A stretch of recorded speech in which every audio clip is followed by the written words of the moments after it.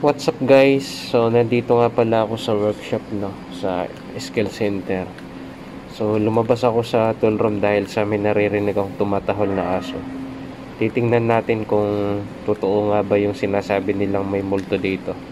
Kaya pupuntahan ko kung nasaan yung mga aso na yan. Pakakagat pa kita sa aso! Tara hanapin natin mga idol.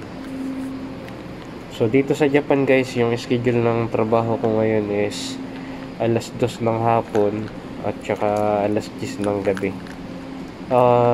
Hindi nga pala, alas 2 ng hapon, alas 10 ng gabi ako mag-out. So ayun.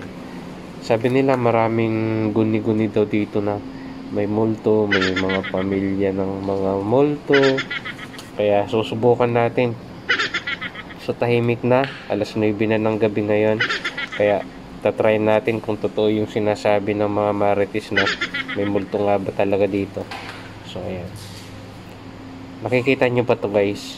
Kapag ka may zombie dun sa kabila, may multo din dito sa kabila, talaga wala kayong kawala. Kaya magtago na kayo. Kaya susubukan natin kung totoo. Tatry natin kung nasaan yung mga aso na yan. Sino nga ba yung tinatahulan ng mga aso na yan? Dahan-dahan lang tayo dito guys, para hindi tayo marinig ng mga aso. Tingnan natin.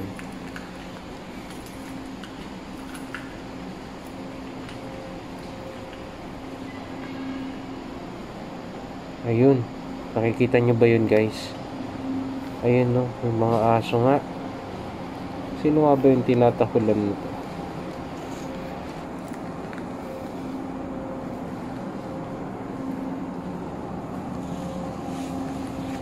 Hoy, sino nga ba yung tinatahulan nyo dyan? Wala namang tao ah.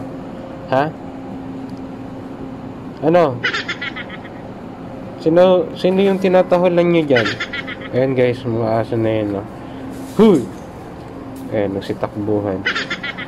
Sino ba yung tinatahulan ng mga to? So, ayaw nang lumapit guys. Wala akong pagkain dito guys. So babalik tayo dun guys no. Babalik nga pala ako dun. So dun tayo galing sa kabila. Dito ako dadaan. Ayan.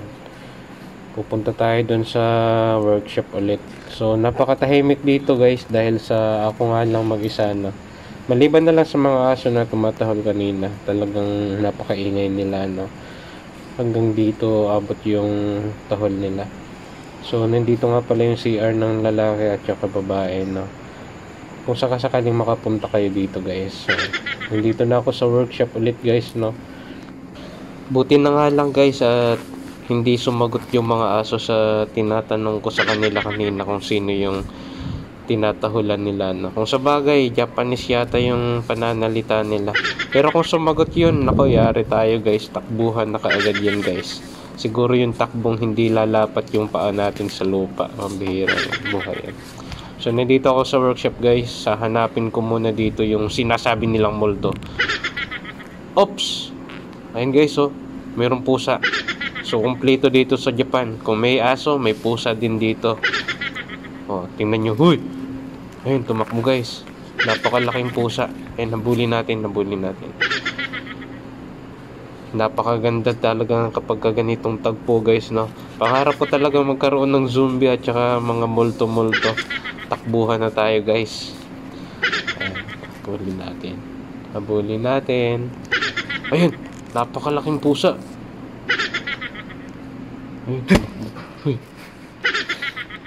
Ayun, tumakbo guys.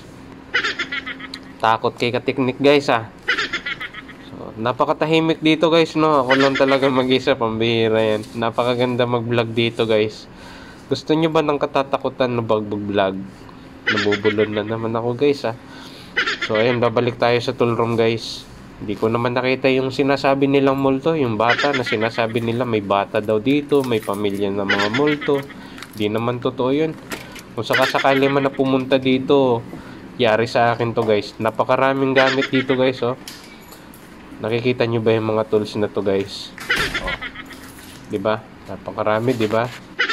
Kaya kung sakasakali man na makapasok dito yung zombie, nako, papaluin ko talaga dito guys. kapag ka may multo din, nako, yari sa akin yun guys. Huwag kayong magpapaniwala sa mga multo-multo na yan guys. Ang tatandaan nyo na, naniniwala pa kayo dyan. Magliligpit na nga muna pala ako guys dahil sa uuwi na ako. Baka maiwanan ako ng bus eh. Ayan, ligpit muna tayo dito. Baka may nakapasok na multo.